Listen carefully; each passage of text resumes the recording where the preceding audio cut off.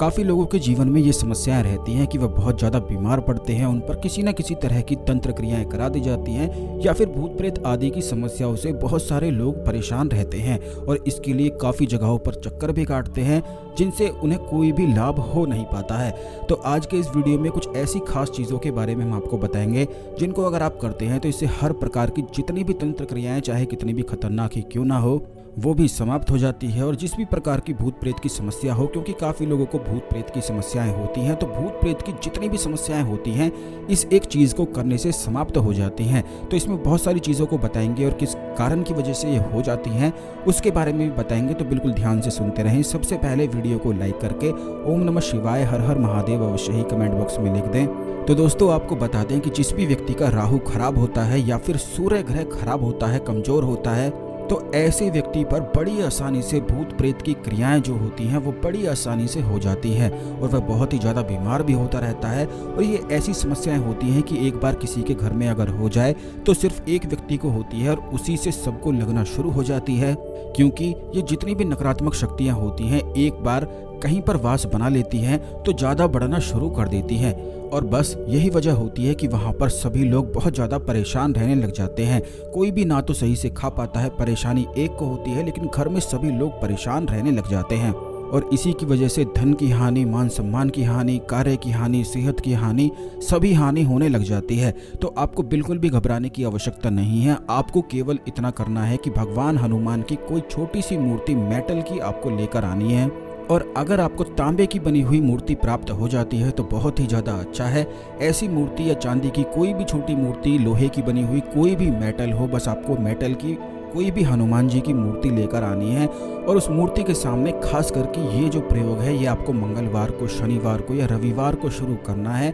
वह मूर्ति रखकर आपको इस प्रकार से हनुमान चालीसा का जाप करना है कि अपनी दोनों आंखों को बंद करते हुए बिल्कुल थर्ड आई पर हनुमान जी को याद करते हुए, ध्यान करते हुए हनुमान चालीसा का जाप करना है। अगर हनुमान चालीसा का जाप आप करते हैं तो इससे इतने ज़्यादा लाभ की प्राप्ति होती है, खास करके अगर हनुमान चालीसा को आज्ञा चक्र पर ध्यान लगाते हुए किसी भी तांबे के गिलास में पानी भरकर रखते हुए हनुमान जी को अर्पित करते हुए हनुमान चालीसा का रोज अगर 11 बार जाप किया जाता है और उस पानी को अपने रहने वाली जगह पर छिड़का जाता है और इस पानी को ग्रहण भी किया जाता है, तो इससे मात्र 41 दिन के अंदर चाहे कितनी भी तंत्र क्रियाएं हों, भूत प्रेत की समस्याएं हों, बिल्कुल ठीक हो जाती हैं। ठीक इसी प्रकार जैसे हनुमान चालीसा का पढ़ना शुरू करेंगे, अगर वही व्यक्ति सुबह उठकर, खास करके जिस समय सूरज उगता है, सूर्य उगते समय अगर वह व्यक्ति सूर्य को रोज जल देता है तो इससे भी उसे काफ़ी ज़्यादा लाभ की प्राप्ति होती है, क्योंकि सूर्य को जल देने से सूर्य बलवान होता है और उस व्यक्ति के शरीर के अंदर एक अग्नि का प्रवाह जो होता है, अग्नि तत्व जो होता है वह बढ़ना शुरू कर देता है। और जिस व्यक्ति का अग्नि तत्व बढ़ा हुआ होता है उस पर कोई भी तंत्र क्रियाएं कार्य करती नहीं है,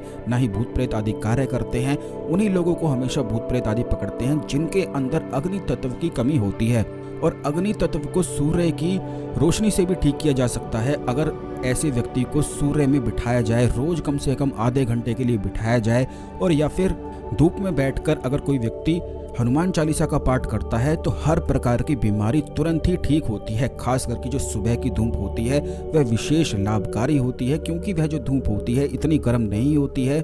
तो यही वजह है कि सुबह का समय की जो धूप होती है वह ज़्यादा विशेष होती है। लेकिन किसी कारणवश अगर आप सुबह की धूप ना ले पाएँ तो पूरे दिन में कभी भी धूप ली जा सकती है, जैसे कि 12 बजे, दिन में 1 बजे, 2 बजे। लेकिन इस बात का आपको ध्यान ये रखना है कि सुबह की जो धूप होती है वह थोड़ी ज़्यादा तेज नहीं होती है। यही वजह होती है कि उसमें ज़्यादा देर तक बैठा जा सकता है बिना नुकसान के, बिना ज़्यादा गर्मी लगे हुए।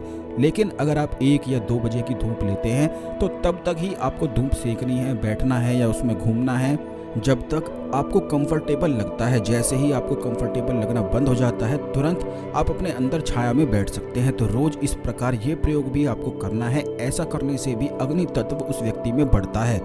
आप खुद देखेंगे कि जिस व्यक्ति को भूत प्रेत की समस्याएं होती हैं या फिर जिस पर तंत्र क्रियाएं होती हैं वह धूप में बहुत कम निकलता है और उसका धूप में बिल्कुल भी मन नहीं लगता है।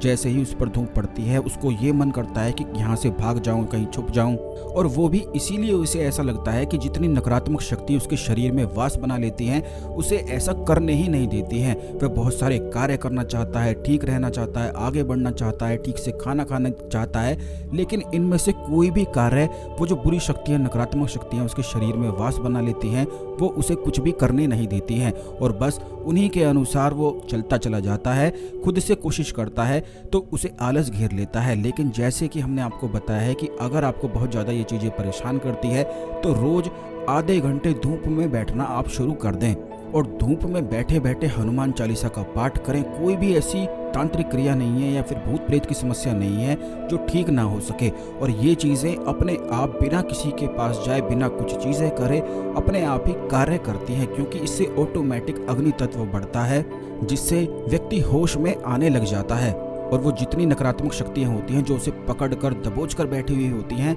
उनका जो पंजा होता है वो ढीला होने लग जाता है। तो ये चीज़ों को बड़े ही ध्यान से आपको करना है। इन्हें कोई भी कर सकता है, इसमें किसी भी प्रकार की कोई परेशानी नहीं है, बल्कि इससे बहुत ही ज़्यादा लाभ की प्राप्ति है। और इस चीज़ को आप कल से करना शुरू करें तो बहुत ही ज़्यादा लाभ की प्राप्ति आपको खुद ही देखने को मिल जाएगी। बल्कि आपने काफ़ी लोगों को खुद भी ऐसे देखा होगा कि जिन देशों में धूप ज़्यादा नहीं आती हैं वो लोग खास करके भारत आते हैं और केवल इसीलिए आते हैं जिससे धूप को सेक सकें, बीच के किनारे लेटते हैं जिससे धूप को सेक सकें और बीमारी मुक्त जीवन जी सकें, क्योंकि सूर्य की जो रोशनी होती है उससे काफ़ी ज़्यादा लाभ की प्राप्ति होती है। अगर कोई व्यक्ति धूप में नहीं निकलता है या फिर उसे निकलना पसंद नहीं होता है तो उसे अवश्य ही निकलना चाहिए। अगर किसी व्यक्ति को धूप ना मिले तो ऐसा व्यक्ति मन से कमज़ोर होने लग जाता है। धूप बहुत ही ज़्यादा आवश्यक होती है, यहाँ तक कि अगर किसी चीज़ में कीड़े लग जाते हैं, कोई चीज़ खराब भी होने लग जाती है, तो उन चीज़ों को भी धूप में इसीलिए रखा जाता है जिससे धूप की वजह से जितनी भी उसमें नकारात्मक चीज़ें हैं, कीड़े मकोड़े हैं, वो बाहर निकलकर भाग जाएं। तो 3 चीज़ें आपको करनी है। हनुमान चालीसा पढ़नी है, हनुमान चालीसा से जल बनाना है तांबे के गिलास में, और ये धूप में बैठने का, धूप में घूमने का, धूप को सेकने का कार्य बिल्कुल करना है, चाहे आपको गर्मी लगे या कुछ भी हो। बस अपने साथ जोर जबरदस्ती बिल्कुल भी नहीं करनी है कि आपको बहुत गर्मी लग रही है, आपको बहुत पसीने आ रहे हैं और ज़बरदस्ती आप लड़ाई लड़ने बैठ जाएं, तो ऐसा करने से ज़्यादा गर्मी आपको लग सकती है। तो ये बिल्कुल भी आपको नहीं करना है, उतना ही करना है जितना आप कर सकते हैं। रोज़ बस अपनी इस क्रिया को समय बढ़ाते जाना है। इस खास जानकारी को दूसरे लोगों के साथ भी अवश्य शेयर करें, जिससे सभी लोग अपनी बीमारियों से राहत पा सकें, छुटकारा पा सकें और अपने जीवन में स्वस्थ रह सकें, और ये जितनी भी समस्याएं हैं उनके जीवन में चल रही हैं उनसे भी छुटकारा पा सकें।